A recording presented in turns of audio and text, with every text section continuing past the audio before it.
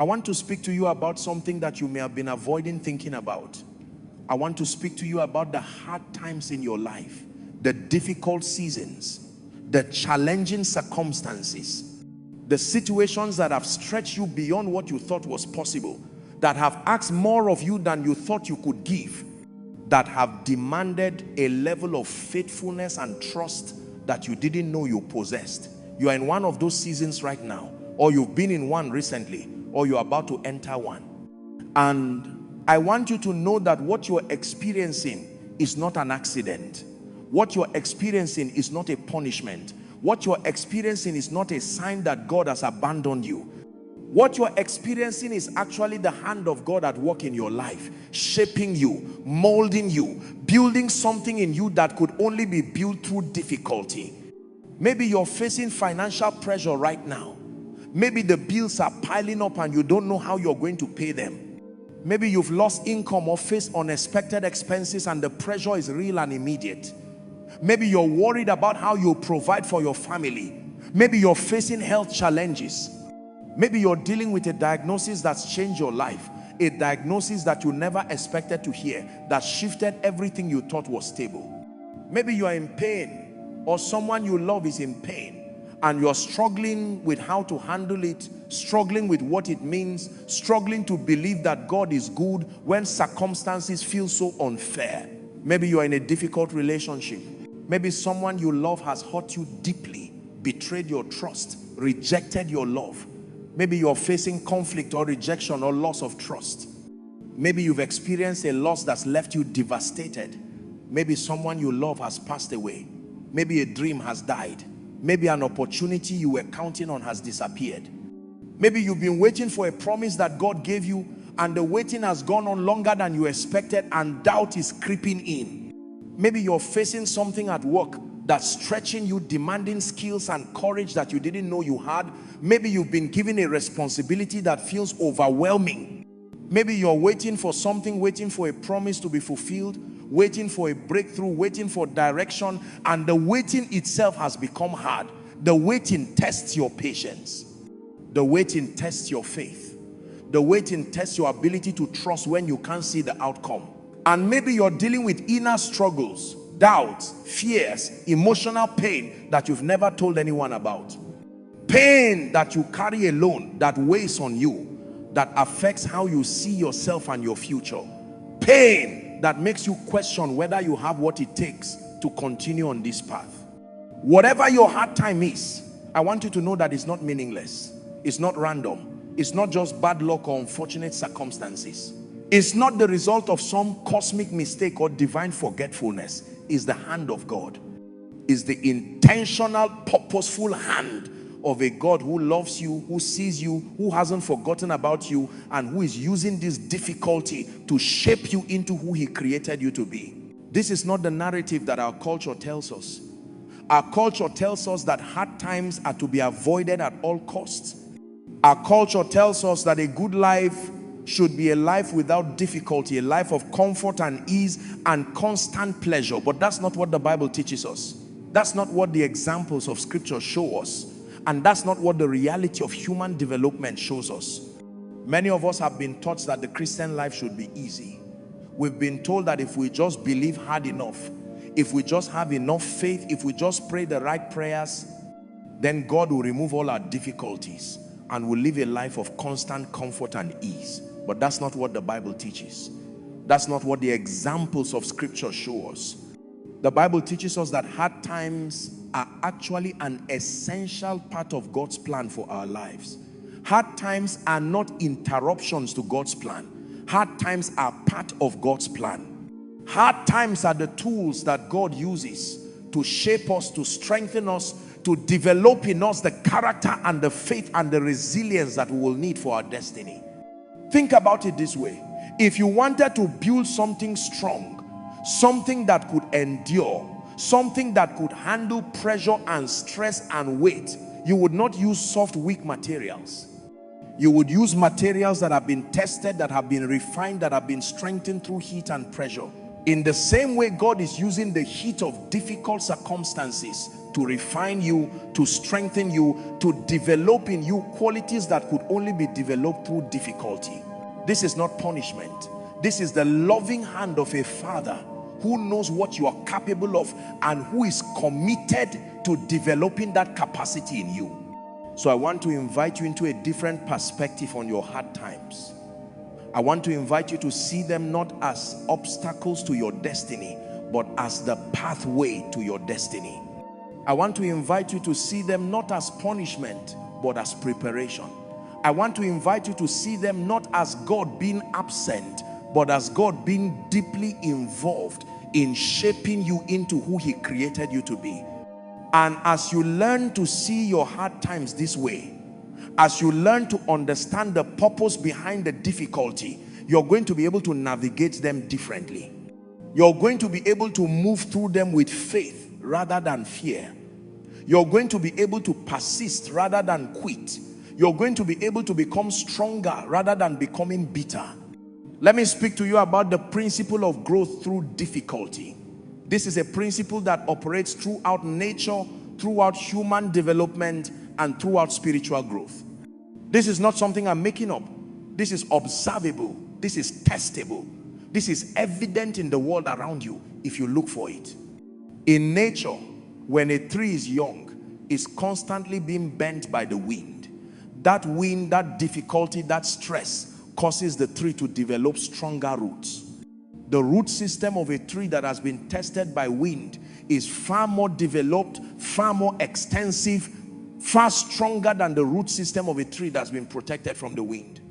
The tree that grows in a protected garden, never touched by the wind, never stressed by storms, never challenged by harsh weather, will have weaker roots than the tree that has been tested by the wind, that has been bent by the wind, that has been pushed by the wind. And here's what's important: the tree doesn't know that the wind is helping it. The tree doesn't understand that the stress is developing stronger roots. The tree is simply being buffeted by the wind. The tree is simply enduring the difficulty, but the result is that the tree develops deeper roots. The tree develops a stronger root system. The tree develops the capacity to withstand much greater challenges in the future. And when storms come, when real challenges come, when hurricanes and tempests arise, the tree that was protected will be more likely to fall. The tree that was shielded from difficulty will not have the root system to withstand the real challenges of life. But the tree that was strengthened by difficulty, the tree that endured the wind, the tree that was tested through the years, that tree will stand firm. That tree will have the roots to hold it steady even in the fiercest storms. The tree that endured hardship is the tree that has the deepest roots, the strongest trunk, and the greatest capacity to withstand future challenges. And this principle doesn't just apply to trees. This principle applies to people. This principle applies to your life. The difficulty you're facing right now is developing deeper roots in you. The testing you're going through is developing strength that you're going to need. The challenges you're facing are building capacity that will serve you for the rest of your life. In the same way, your roots are being deepened right now. Through the difficulties you're facing, your faith is being strengthened. Your character is being developed. Your resilience is being built. You're developing in yourself the kind of inner strength that cannot be shaken by circumstances. This is not happening automatically. You have a role to play in this process. You have to choose to trust God even when trust is difficult. You have to choose to keep moving forward even when moving forward is hard. You have to choose to remain faithful even when faithfulness feels impossible. You have to choose not to run away from the difficulty, but to run toward God within the difficulty. But here's the beautiful thing. As you make these choices, as you choose to trust and move forward and remain faithful, you're not just enduring the difficulty. You're not just surviving. You're actually being transformed. You're actually becoming someone new. You're actually being shaped into the person God called you to be. The difficulty is not just something you're going through. The difficulty is something that's going through you, refining you, developing you, strengthening you. The difficulty is not your enemy. The difficulty is your teacher. The difficulty is the classroom in which you are learning the deepest lessons of your life. And those lessons, once learned, will serve you for the rest of your life. Now, let me take you to scripture, because everything we're discussing is grounded in the word of God. From Romans 5 to 3 to 4, the Apostle Paul writes, and not only that, but we also glory in our sufferings, because we know that suffering produces perseverance. Perseverance, character, and character, hope. Paul is making a profound statement here. Paul is saying that we can actually rejoice in our sufferings, not because suffering is good in itself, not because pain is something to celebrate, but because of what suffering produces when it's navigated with faith. Suffering produces perseverance, perseverance produces character, character produces hope. This is a progression, this is a process. One thing leads to the next. Think about it. You cannot develop perseverance without something that requires perseverance. Perseverance is the ability to keep going when you want to quit. Perseverance is the capacity to continue even when the path is hard. Perseverance is developed only through facing situations that test your ability to persist. In the same way, you cannot develop character without facing situations that demand character. Character is built through making right choices when wrong choices will be easier. Character is developed through staying faithful when faithlessness will be more comfortable. And you cannot develop hope without having walked through valleys where hope is the only thing that sustains you. So when Paul says that suffering produces perseverance, and perseverance produces character, and character produces hope, he's describing a progression that moves you toward becoming a whole, complete, mature person. Your suffering is not pointless. Your suffering is producing something in you. Your suffering is producing perseverance, which is producing character, which is producing hope. And hope is the thing that anchors your entire life. Hope is what enables you to face anything. Hope is what sustains you through the darkest nights. And you cannot have the kind of hope that Paul is talking about without having walked through suffering. From James 1 to 2 to 4, James writes, consider it pure joy, my brothers and sisters, whenever you face trials of many kinds, because you know that the testing of your faith produces perseverance. Let perseverance finish its work so that you may be mature and complete, not lacking anything. James is saying something similar to Paul. James is saying that trials test your faith, and the testing of your faith produces perseverance. And perseverance is allowed to finish its work so that you can become mature and complete. Notice the word mature. Maturity is not something you attain just by living longer. Maturity is not something that comes automatically with age. Maturity is something that's developed through facing challenges, through being tested, through persisting, through difficulty. A person who has never faced difficulty cannot be mature. A person who has lived a life of ease, who has never had their faith tested, who has never faced real challenges, cannot have the kind of depth that maturity brings.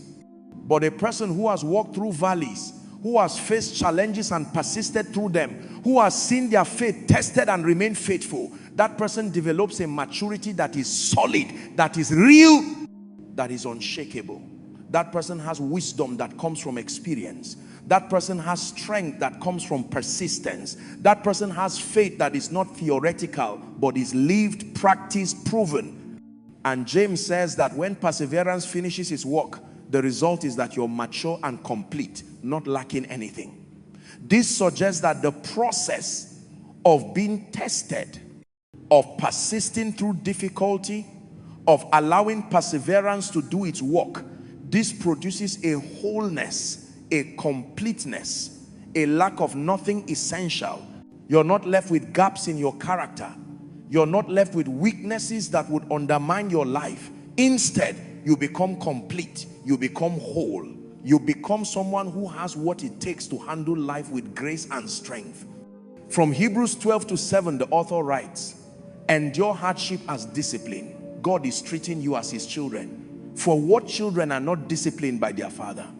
The word discipline here doesn't mean punishment in a negative sense. Discipline means training. God is training you. A loving father trains his children. A loving father doesn't leave his children untrained and unprepared for life. A loving father trains them, sometimes through difficulty, so that they can handle life and handle it well.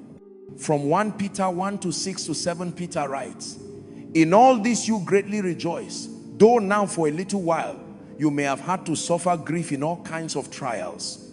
These have come so that the proven genuineness of your faith, of greater worth than gold, which perishes even though refined by fire, may result in praise, glory, and honor when Jesus Christ is revealed.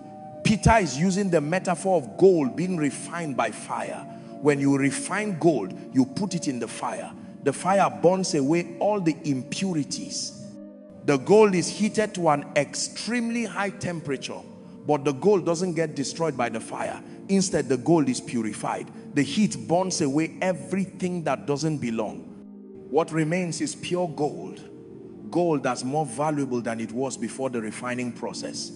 Gold that's proven to be genuine. In the same way, your faith is being refined by the fire of difficulty.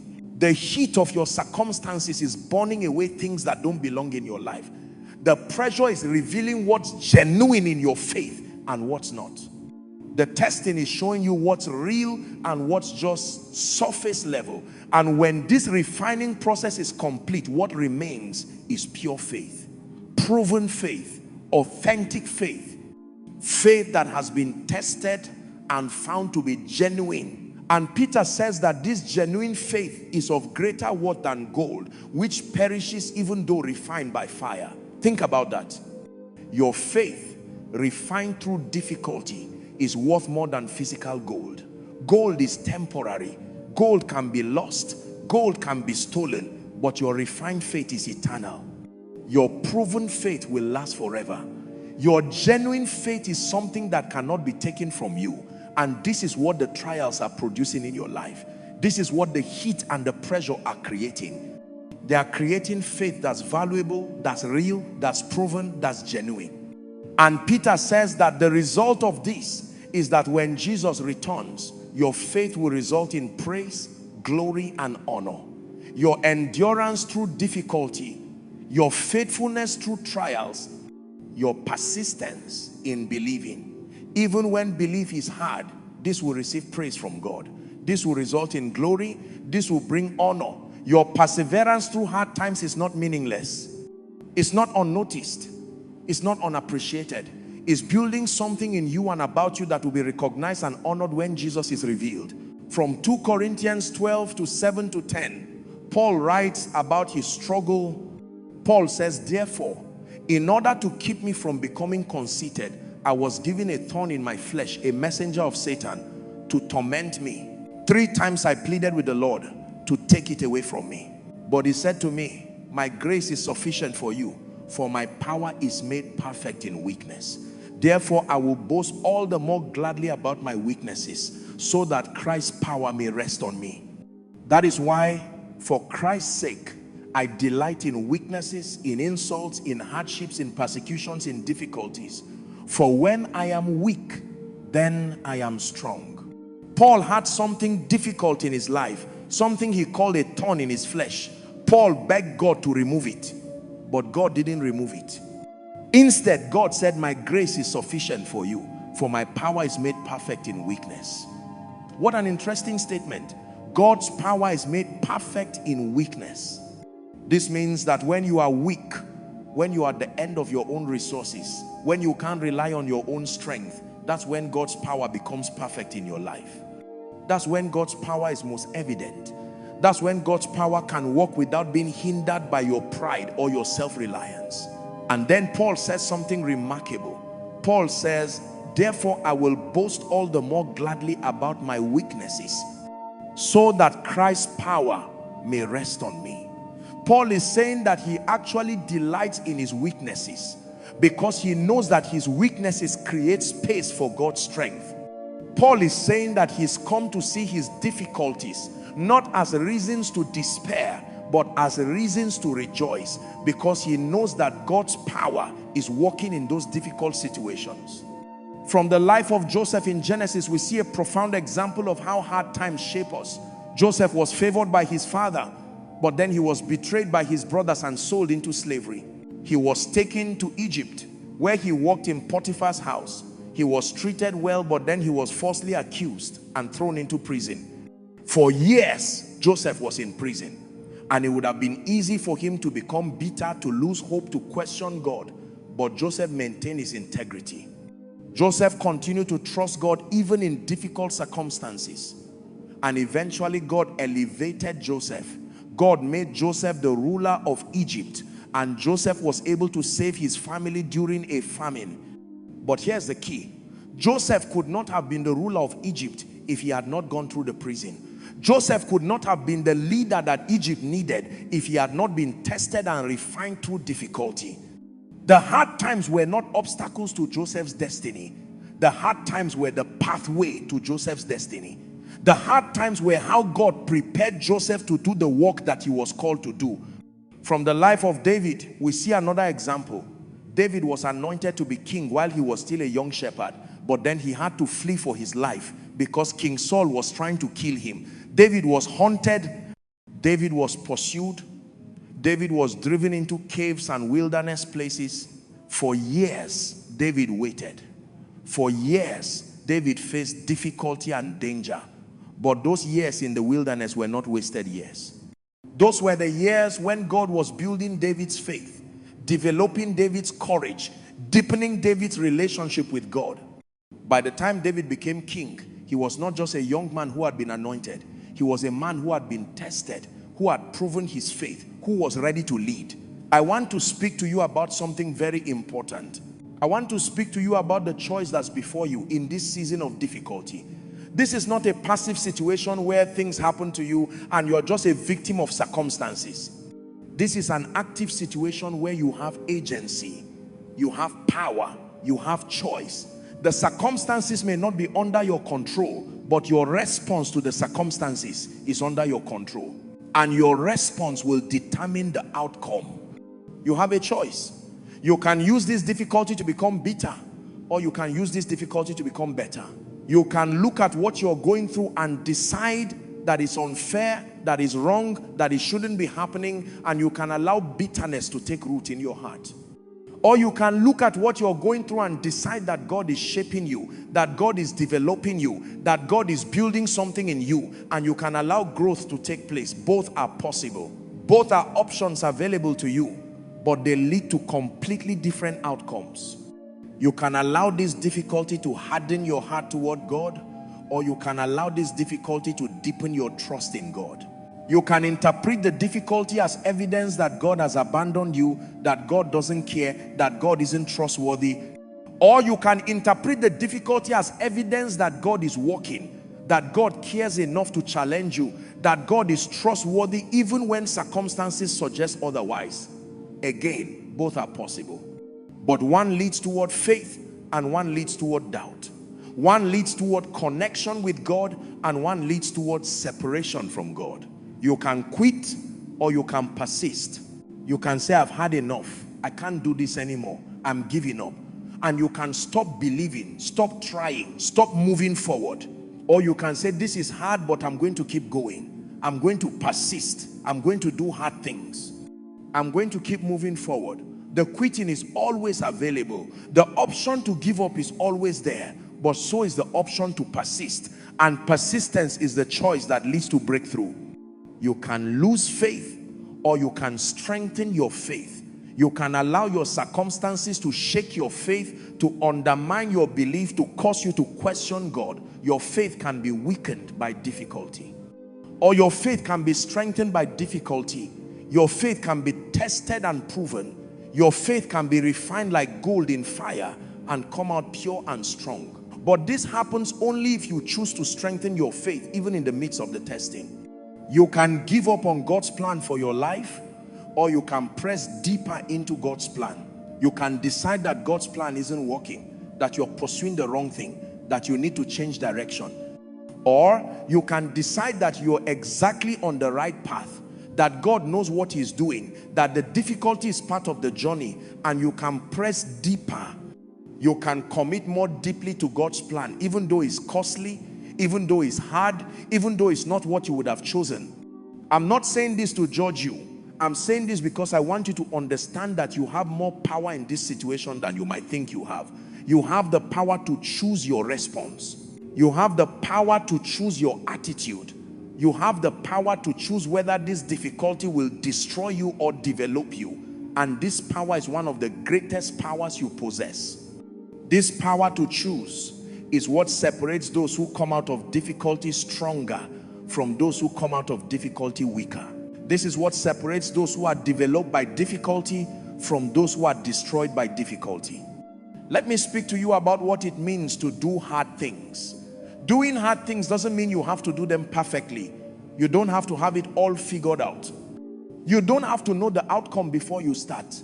You don't have to do them flawlessly or without stumbling.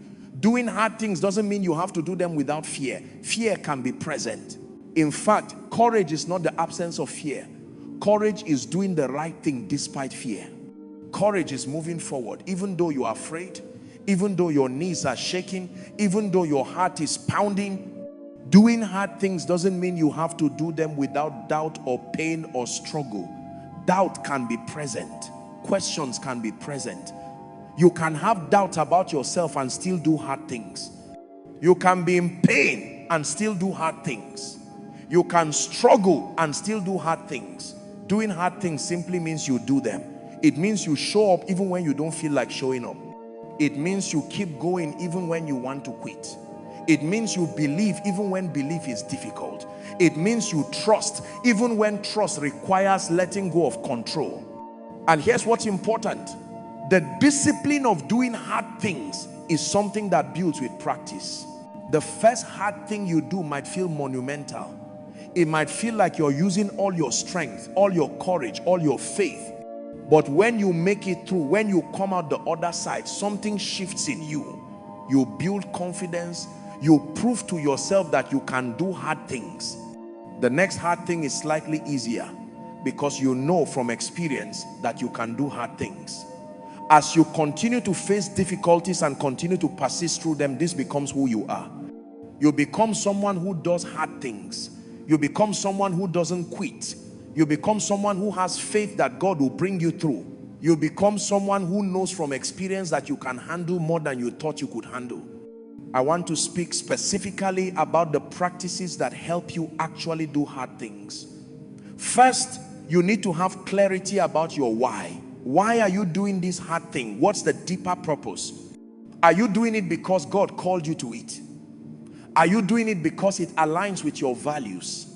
Are you doing it because someone you love depends on you? Are you doing it because it's the right thing to do? Whatever your why is, keep that in front of you. When you feel like quitting, remind yourself of your why. When the difficulty feels unbearable, go back to the reason you started. Your why is what keeps you going when your energy is depleted. Second, you need to break the hard thing into smaller, manageable pieces. Don't try to do the entire hard thing at once. Don't look at the mountain and try to climb it in one day. Instead, look at the next step. What's the one thing you need to do today? What's the next right action? Focus on that. Complete that. Then move to the next thing. When you break the hard thing into smaller pieces, it becomes more manageable. It feels less overwhelming. You can actually see progress. Third, you need to find people who will support you. Don't try to do hard things alone. Find people who believe in you, who will encourage you, who will remind you of your strength when you're feeling weak, who will stand with you in the difficulty. Community is essential. When you're weak, lean on the strength of others. When you're discouraged, let others encourage you. When you are alone with your struggle, bring it into community. This is not weakness. This is wisdom. Fourth, you need to practice self-compassion. Be kind to yourself during this process. You're doing something hard. That's an accomplishment in itself. You don't need to condemn yourself when you struggle. You don't need to judge yourself harshly when you falter. The struggle itself is part of the growth. Celebrate the small victories. Celebrate the fact that you showed up. Celebrate the fact that you didn't quit. Celebrate the incremental progress even when the overall situation hasn't changed yet. Fifth, you need to maintain perspective. Remember that this hard thing is not your entire life. This season is not your whole story. This difficulty is one chapter in a much longer narrative. Hold on to the promise that there is more ahead. There is a future beyond this difficulty. There is a purpose that extends beyond what you can see right now. And this becomes your identity. This becomes the story you tell about yourself. This becomes the lens through which you view your life. Instead of seeing yourself as someone who's been broken by difficulty, you see yourself as someone who's been shaped by difficulty. Instead of being defined by the hard time, you're defined by how you navigated the hard time. Instead of being a victim of your circumstances, you're an overcomer. You're someone who faced difficulty and persisted. You're someone who was tested and remained faithful. You're someone who could have quit but didn't. Now, I want to speak to you about something specific. I want to speak to those of you who are in a season right now where you're questioning whether you can continue. You're looking at the path ahead and it feels too long. You're looking at the difficulty and it feels too heavy. You're questioning whether you have the strength to persist. You're questioning whether your faith is strong enough to sustain you through this. You're wondering if you have what it takes to keep going. You're asking yourself if maybe you should just quit. If maybe giving up is the more reasonable response to an unreasonable situation. And you're also questioning whether God is really with you. If God was with you, wouldn't he have removed this difficulty by now? Wouldn't he have solved this problem? Wouldn't he have found a way to make this easier? The fact that you're still struggling, the fact that you're still suffering, the fact that this difficulty is still ongoing, doesn't that suggest that God has abandoned you? Doesn't that suggest that God isn't hearing your prayers? Doesn't that suggest that God doesn't care? I want to tell you something that might surprise you. The very fact that you're still here, the very fact that you haven't quit yet, the very fact that you're still seeking God and still asking questions, this is evidence that God is with you. This is evidence that God has not abandoned you. If God had truly abandoned you, you wouldn't have the strength to ask these questions. You would have been crushed. You would have given up long ago. But you're still here. You're still fighting. You're still believing. Even if that belief is mixed with doubt. The fact that you are still here is proof that God is sustaining you, even when you can't feel it. When you are in the middle of difficulty, you cannot see the bigger picture. You cannot see how God is working. You cannot see the purpose behind the pain. You can only see the present moment, and the present moment is hard. The pain is real. The struggle is real. The uncertainty is real. And in that present moment, it's difficult to believe that God is working, that God has a plan, that there's a reason for what you're going through. But I want to invite you to trust that there is a bigger picture that you're not seeing right now. There is a purpose behind the difficulty that will become clear in time. There is a plan that God is working out in your life that includes this season of hardship as an essential part. When you're in the middle of difficulty, you cannot see the bigger picture. You cannot see how God is working. You cannot see the purpose behind the pain. You can only see the present moment, and the present moment is hard. But I want to invite you to trust that there is a bigger picture that you're not seeing right now. There is a purpose behind the difficulty that will become clear in time. There is a plan that God is working out in your life that includes this season of hardship as an essential part. Think about it this way. If a doctor was operating on you to remove cancer and you were under anesthesia and somehow you woke up during the surgery and became aware of what was happening, what would you see? You would see pain, you would see cutting, you would see blood, you would be in confusion and panic. You would not understand that the doctor was helping you. You would not comprehend that the doctor was saving your life. From your limited waking perspective, you would think the doctor was hurting you. You would think something terrible was happening. You would want to stop the surgery. You would beg for the pain to stop. But the doctor knows something that you don't know. The doctor knows the bigger picture. The doctor knows that the pain of the surgery is necessary in order to save your life. The doctor knows that without this surgery, without this cutting and this pain, you would die from the cancer. The doctor knows that the temporary pain of the surgery is necessary to prevent permanent death. The doctor would continue with the surgery despite your panic and fear, because the doctor is committed to saving your life, and the doctor knows that only the surgery can do that. In exactly the same way, God knows the bigger picture of your life. God sees what you cannot see. God understands what you cannot understand. God knows that the difficulty you're facing is necessary in order to shape you, to develop you, to prepare you for your destiny. God knows that without this difficulty, without this stretching and this testing, you would miss out on becoming who God created you to be. God knows that the temporary pain of difficulty is necessary to prevent permanent spiritual stagnation. And God will allow the difficulty to continue, not because God enjoys your pain, but because God is committed to your growth. And God knows that only the difficulty can produce that growth. I want to speak to you about the power of perspective. The way you view your difficult circumstances will determine how you navigate them. If you view your hard times as punishment, you feel condemned and you lose hope. If you view your hard times as obstacles that are keeping you from your destiny, you feel frustrated and angry. If you view your hard times as meaningless suffering and bad luck, you feel despair. But if you view your hard times as the pathway to your destiny, if you view them as the tools that God is using to shape you, if you view them as an opportunity to develop faith that is deep and real and unshakable, then everything changes. Your response to the difficulty changes. Your attitude toward the difficulty changes. Your entire experience of the difficulty is transformed. This doesn't mean the difficulty becomes easy. It doesn't mean the pain goes away. But it means the difficulty has meaning. It means the pain is producing something. It means you can see beyond the present moment to what God is building in your life. And when you can see the purpose, when you can see the reason, when you can understand the bigger picture, even if only partially, you can endure almost anything. You can persist through almost any difficulty. You can maintain faith through almost any trial. The shift from seeing difficulty as meaningless punishment to seeing it as meaningful development is transformative. It's the difference between despair and hope. It's the difference between giving up and persisting. It's the difference between being destroyed by difficulty and being developed by difficulty. And this shift doesn't happen automatically. You have to choose it. You have to actively choose to reframe your difficulty.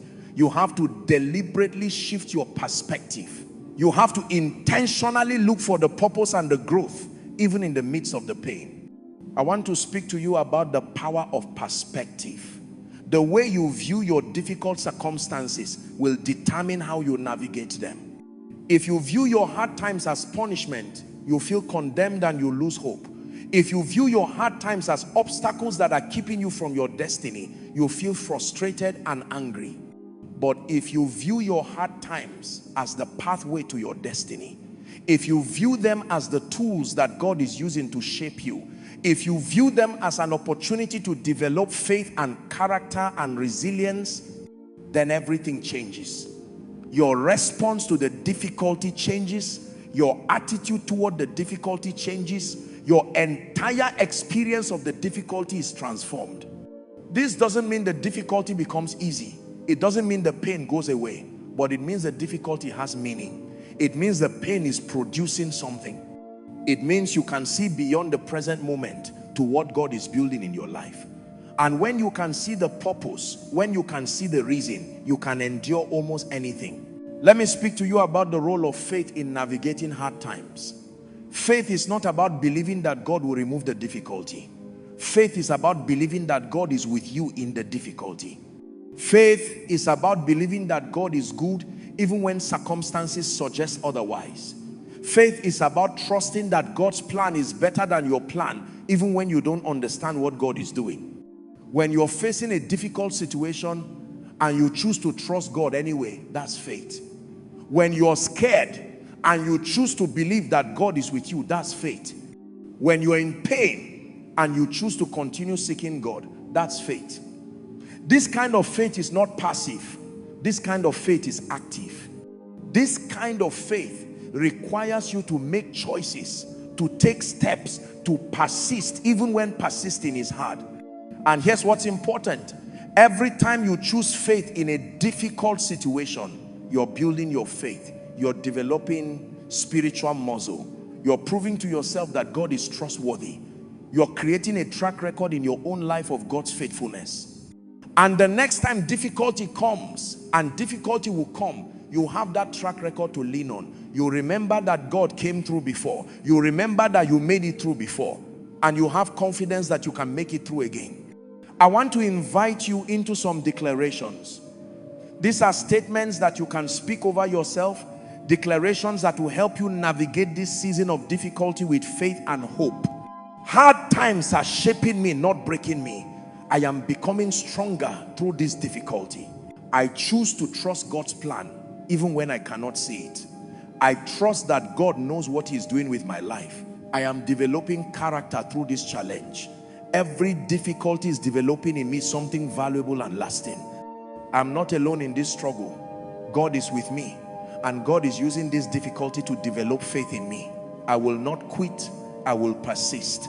I will keep moving forward even when moving forward is hard. My present circumstances do not define my destiny. My destiny is determined by God, and God's plan for me is good. I choose to see this difficulty as preparation, not as punishment. I choose to see it as the pathway to my destiny. The pain I'm experiencing right now is temporary, but the person I'm becoming through this difficulty will last forever. I'm developing resilience, faith, and character that will serve me for the rest of my life. God is working in ways I cannot see right now. And one day I will understand why this difficulty was necessary. I am stronger than I think I am. I have the capacity to do hard things. I have the faith to trust God through hard times. My faith is being refined like gold in fire. And what remains will be pure and valuable and beautiful. Now, I want to invite you into a time of prayer. This is a prayer where we're committing our difficult season to God. This is a prayer where we're asking God to strengthen us, to help us maintain perspective, to help us trust, even when trust is difficult. Father, I come to you and I acknowledge that I am in a season of difficulty. I acknowledge that I am facing challenges that stretch me, that test me, that demand more of me than I thought I could give. I acknowledge that there are times when I want to quit, when I want to give up, when I question whether I can continue. But I also acknowledge that you are with me. I acknowledge that even in this difficult season, even in this valley, you are present. I acknowledge that you have not abandoned me, even though at times it feels like you have. I ask you to help me see this difficulty from your perspective. Help me to see this season, not as punishment, but as preparation. Help me to understand that you are using this difficulty to shape me, to develop in me the character and the faith and the resilience that I will need for my destiny. Help me to have the strength to persist even when persisting is hard.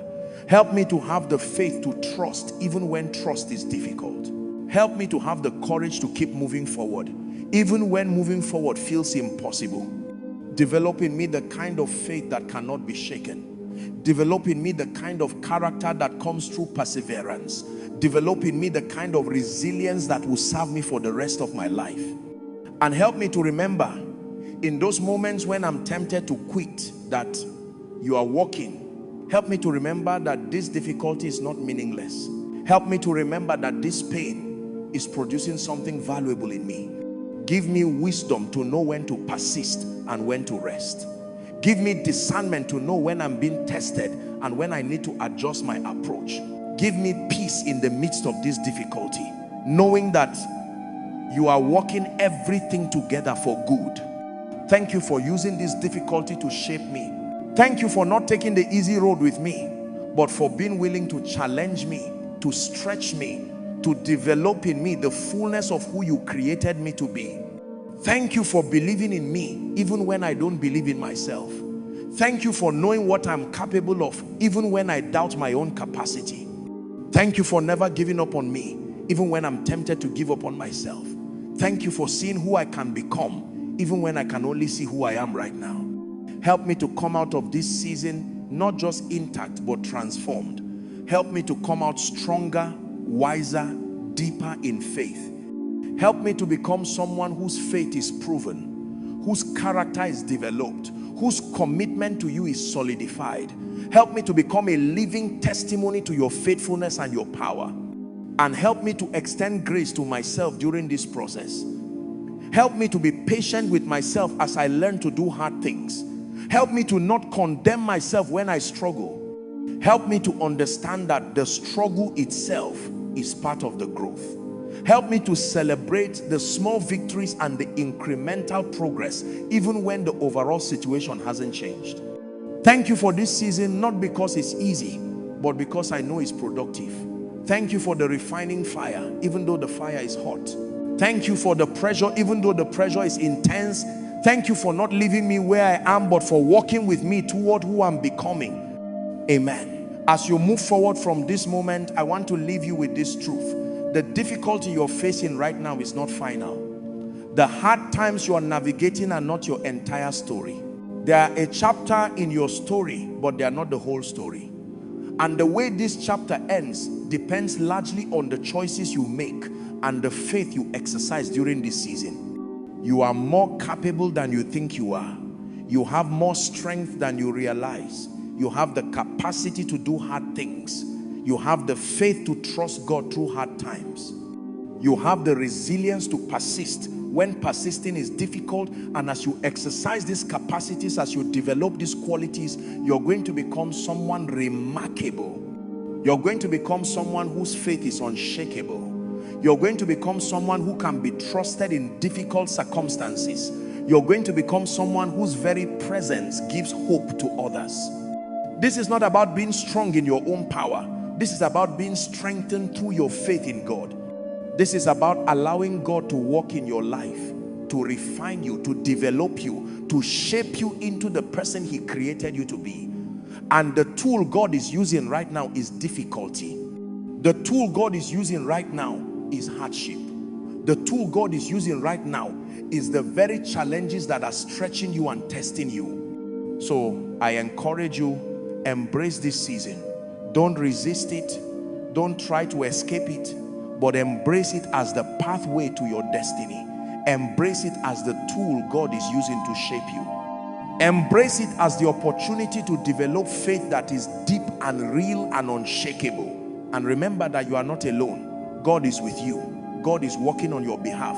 God is using this difficulty to shape you into who He created you to be. God is refining you. God is developing you. God is strengthening you. And one day, when you look back on this season, when you're standing on the other side of this difficulty, you're going to see how it was necessary. You're going to see how it developed in you qualities that you needed. You're going to see how it prepared you for greater things. You're going to see how it positioned you for blessings and opportunities that you wouldn't have had otherwise. And you're going to be grateful. Grateful that you didn't quit. Grateful that you persisted. Grateful that you trusted God. You're going to be grateful for the very difficulty that once seemed unbearable. Do hard things. Keep moving forward, even when moving forward is difficult. Maintain your faith even when faith is tested. Trust God's plan even when you can't see the plan. Trust God's timing even when you're impatient. Persist even when persistence seems futile. Keep believing even when belief is hard. Keep praying even when prayers feel unanswered. Keep serving even when service feels unappreciated. Keep loving even when love is costly. Do hard things because you know that hard things are the pathway to your destiny.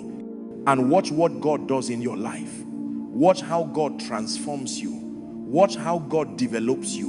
Watch how God uses this difficulty to make you into something beautiful, something strong, something remarkable. Watch how God brings good from this struggle. Watch how God redeems this pain. Watch how God turns this trial into a triumph. Watch how God makes all things work together for good in your life. This is God's promise to you. This is God's plan for you. This is what God is committed to doing in your life. Not to harm you, but to shape you. Not to destroy you, but to develop you. Not to punish you, but to refine you into the fullness of who He created you to be.